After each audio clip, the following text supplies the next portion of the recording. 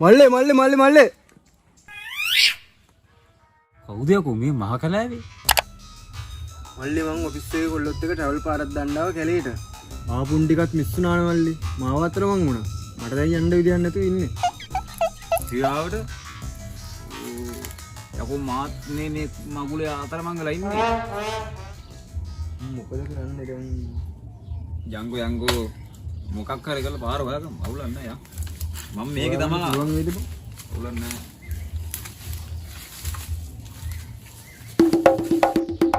උඹ දන්නවද මම මේ කැලේ මෙහෙම අතරමං වුණාට මට BMW එකයි Land Rover දෙකයි කුරුඳු වත්තේ තට්ටු තුනේ ගේකුත් තියෙනවා. ඊට අමතරව උඹ දන්නවද මගේ monthly income එක? ඈ මගේ මාසික ආදායම $500,000 ලක්ෂ 5යි. අපෝ එහෙම එකෙක් මං. එහෙමද? මට නම් එහෙම සල්ලි ලොකුවට නැහැ. උත්තර දෙපලක් නැහැ. මේ ඕනෙත් නැහැ මේ ගෙවන ජීවිතේ මරු. ඒ මූණන් ගොඩෙක්.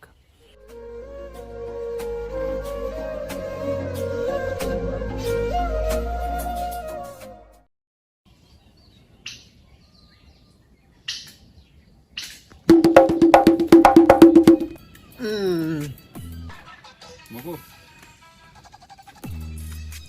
දැන් නම් ඇවිදලාම හරි මහන්සි බං. බඩත් ගිනි. කන්න මොනවත් ඇත්තෙත් නෑ. ඈ බා. බුවා BMW තියෙනවා. ඈ මාසෙට ලක්ෂ 5ක විතර ඉන්කම් එකකුත් තියෙනවා. බුවා කන්න මොකුත් නැහැනේ. මල්ලගේ බිස්කට් පැකට් තියෙනවා වරෙන් කන්න.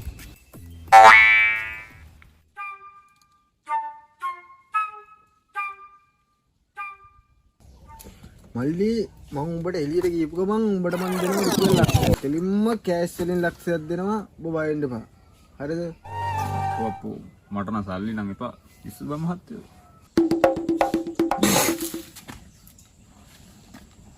ඔය මොකෙද්ද බං අර?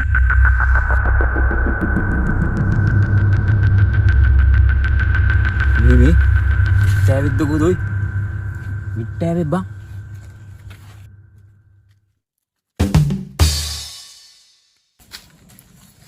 දැන් නම් මහන්සි බං යනවා ඉවර කිව්නේ.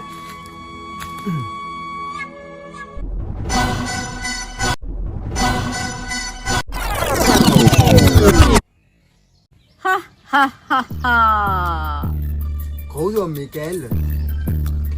ඒකත් බම් මේ මහා කැලේ. ඊකනේ බං. කෑල්ල නෙවෙයි යකෝ.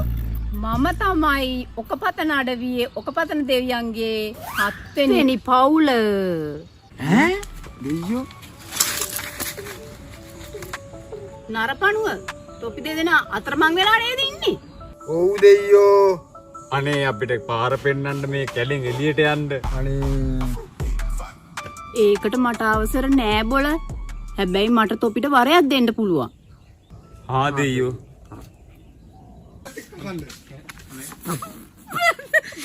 මෙතන කූමි කනව බොල. බර යන්න අර පහලට.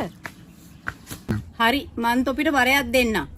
එක්ක හොඳ මොලයක් නැත්තම් ජීවිත කාලෙටම ඇති වෙන්න සල්ලි.